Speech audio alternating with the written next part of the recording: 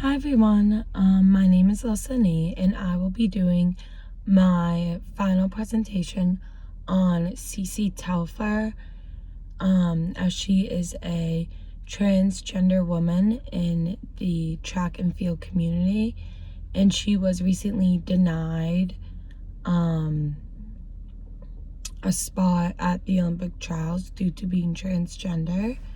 So Cece Telfer was born in Jamaica. She was assigned male at birth. She's a trans woman and was raised by a single mother and one of 3 children. Her family moved to Canada when she was 12 and before settling in New Hampshire when she was in her junior year of high school. So Cece's track career. So Cece competed for NCAA Division II Franklin Pierce University men's track and field team for 3 years before medically transitioning over into a woman. Competing on the women's team as a senior, Telfer won the NCAA title in the women's 400-meter hurdles in 2019. In 2019, also, Cece was not allowed to compete in the women's 400-meter hurdles U.S. Olympic trials because of her eligibility regarding her testosterone levels, USA Track and Field said in a statement. So her testosterone levels must be less than 5 nanomoles per liter for a period of at least 12 months. And her testosterone levels were still high due to her still being male and only recently having the surgery.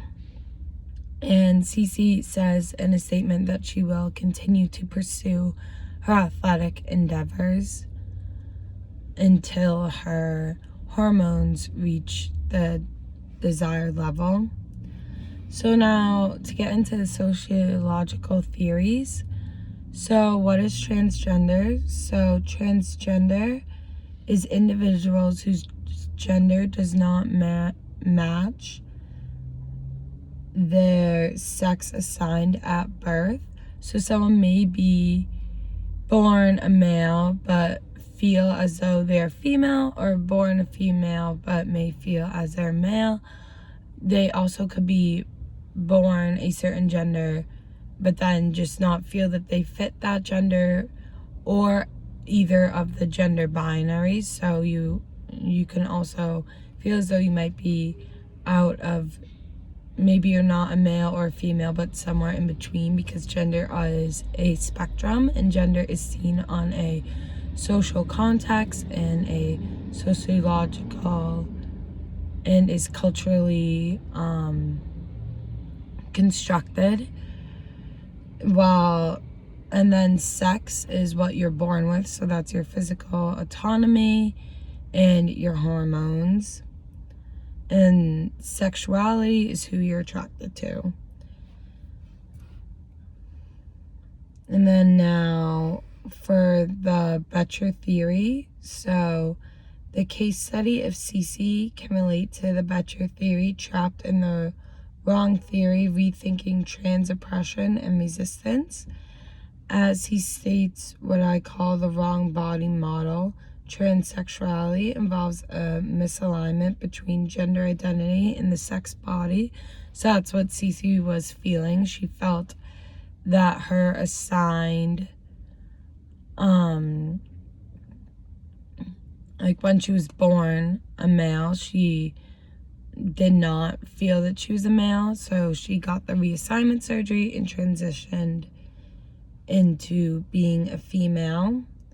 And then so the wrong body model by Betcher has 2 versions. In the weak version, one is born with a medical condition of transsexuality, and then through genital reconstruction surgery becomes a woman or a man in proper alignment with their innate gender identity. In the strong version, one's real sex is determined by their gender identity. So basically in the first version, You do get the surgery to reconstruct your body autonomy.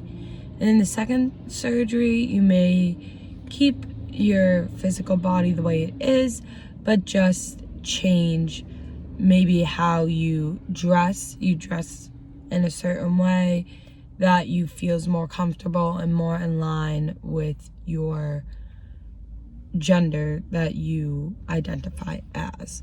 So Cece would be the first model because she got the sex reassignment surgery.